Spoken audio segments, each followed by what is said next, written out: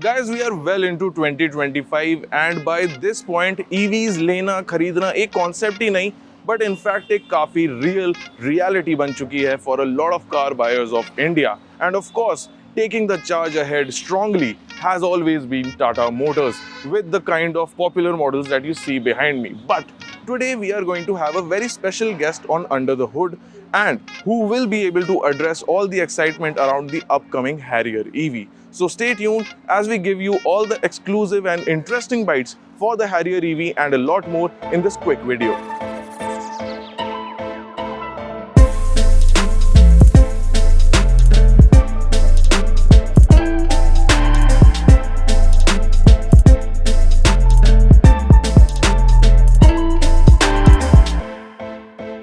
And the guest, of course, is Mr. Vivek Srivatsa, sir, who we've also had the pleasure of having on the show before as well. Now, welcome to the show, sir. Welcome to the latest episode. Now, of course, we have one of the most top-selling Tata EVs right here. And on that point, just to start off the video, I would like to know which of the Tata EV models currently is the top-selling and where does the most interest in customer demand lies right now? I would say, fortunately, there's almost equal interest across all the products. We have the Tiago, the Punch, Nexon, and now the new Curve. Believe it or not, it's almost equal, all four of them. One day one is higher, the other day other is higher. Okay.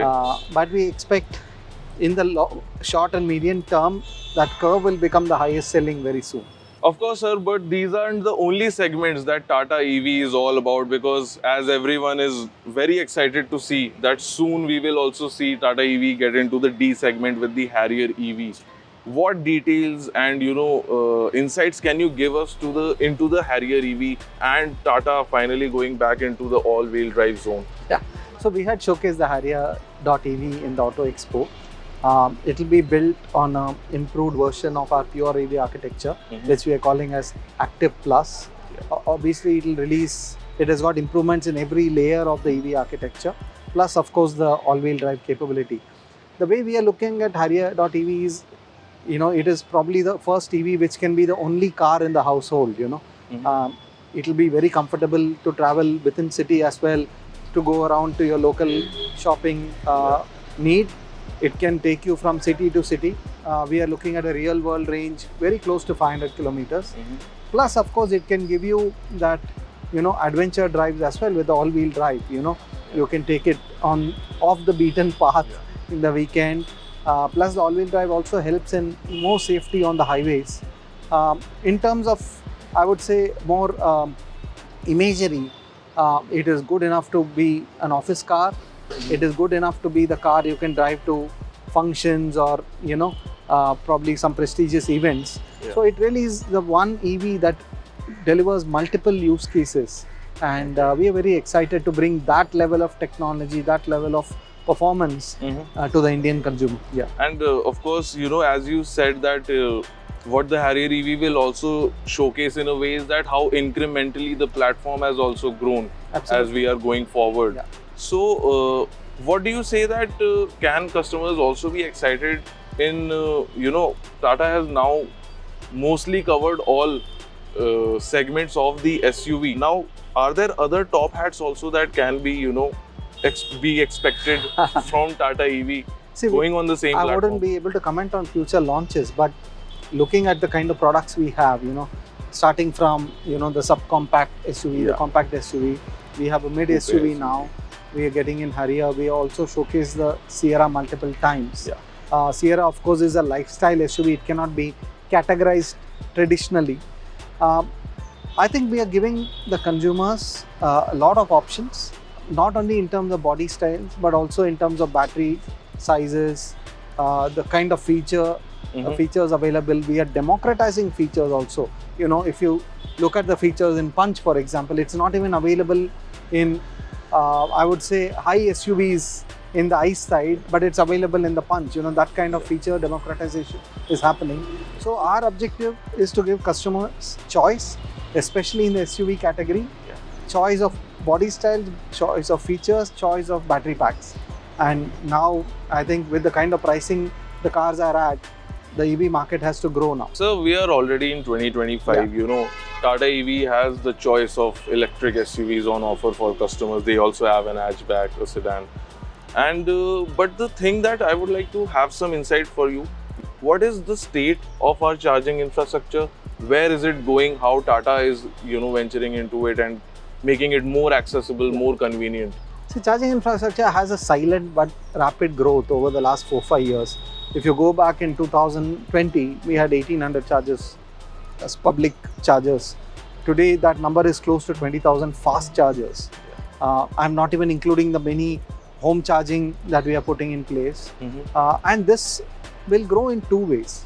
One is that the number of chargers will increase quite a lot, and I'll elaborate that subsequently. But also the charging speeds, you know, you will soon start seeing 60 kilowatt hour chargers, 100 kilowatt hour chargers, 150 kilowatt hour chargers, which enable cars to be, you know, topped up from 20 to 80% in probably half an hour or even lesser. So by the time you have a meal on a highway, your car is ready, you know. The other area is recently being announced that Tata.ev is going to get into charging, you know. So we will get into charging infrastructure, open many charging, I would say mega charging bays where there will be multiple fast chargers available. We will have open collaboration, continues to have open collaboration phase 2, which will partner with the CPOs and oil marketing companies to expand their, their network.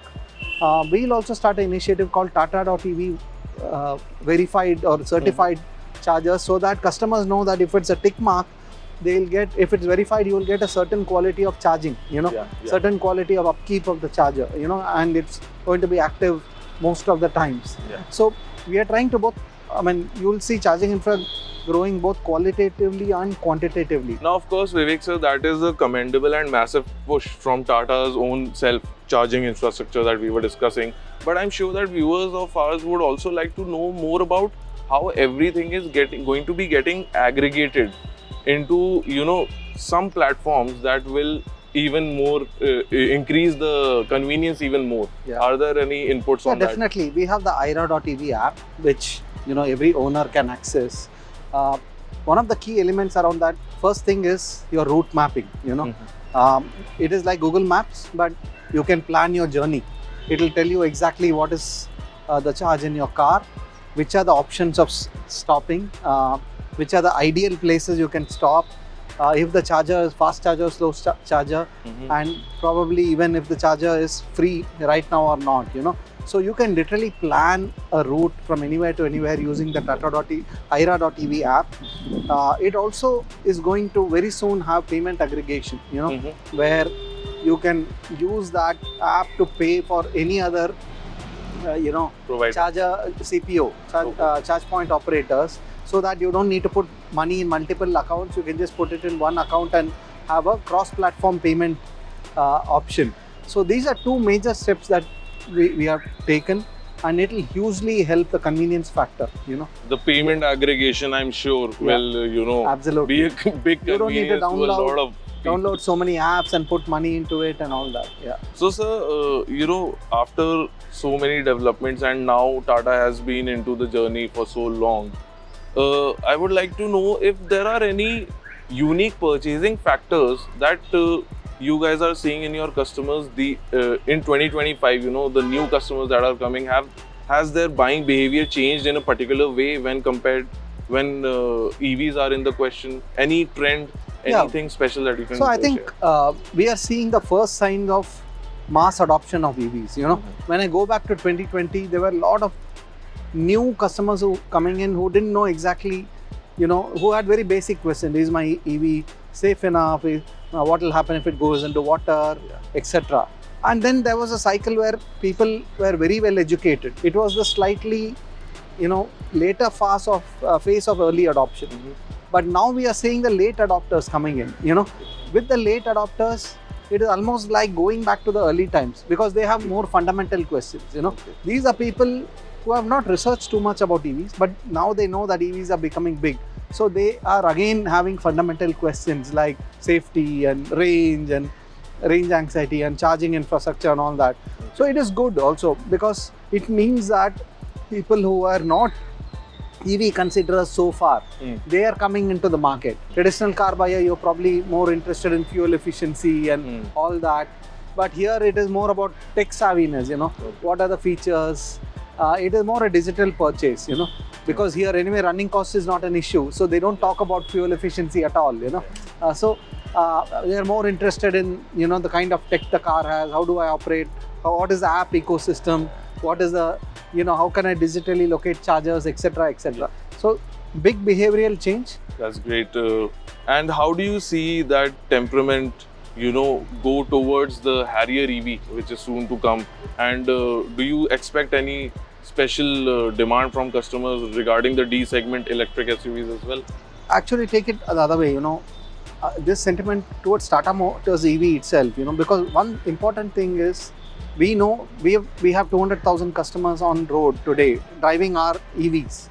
Our customers have driven more than 5 billion kilometers in India. You know, if you look at the map, you know, from 2 years back to now, we have our data on which are the places in the country where our EVs have driven.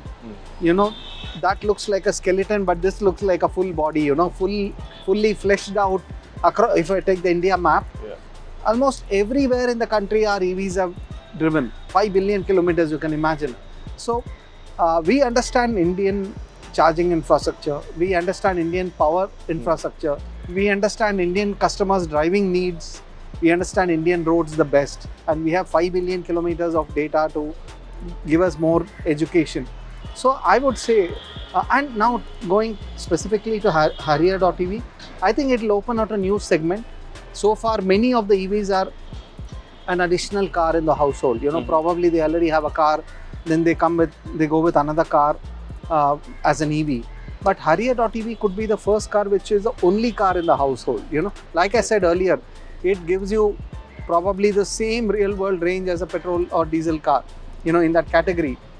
It has enough power to take you anywhere. It has enough style, you know, the style and the design is very premium but not alienating. It is not a car which people will say, ye kaisi gaadi hai, you know. So, and it's also got the prestige of the JLR architecture in it, which is associated with the Harrier eyes. It comes with tech, with the Active.ev architecture. So I think Harrier will be opening out a lot of customers who have only one car in the household, who have only one parking, who doesn't have need for two cars, but they have multiple use cases for one car. So Harrier.ev would be that car.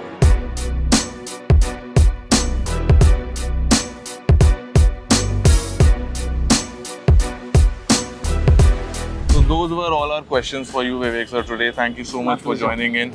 And that was all the exciting information and expectations that you can have from the Harrier EV and how the entire Tata EV journey is going ahead. Let us know what you think about it in the comment section below. Like always, do not forget to like, share and subscribe to the Fast Forward channel for more such content.